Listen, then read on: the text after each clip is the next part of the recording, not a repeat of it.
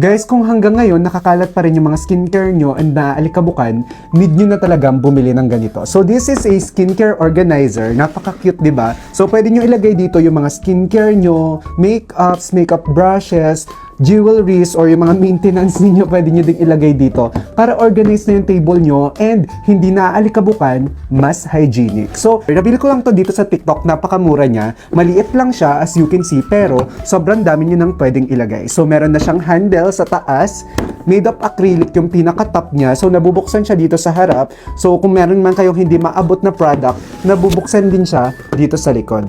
Meron pa siyang 3 compartment, 2 maliit, and yung isa yung malaki. So dito pwede nyo lagay mga pressed powder, lipstick, ayan yung mga ganito, mga contour.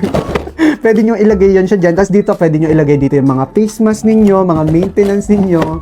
Pwede. So napakamura lang nito guys, para maging organized na din yung mga skincare nyo, mas madaling hanapin, at higit sa lahat, hindi na alikabukan. Ilalagay ko na lang yung link dito sa ating yellow basket, kaya naman mag-check out na din kayo.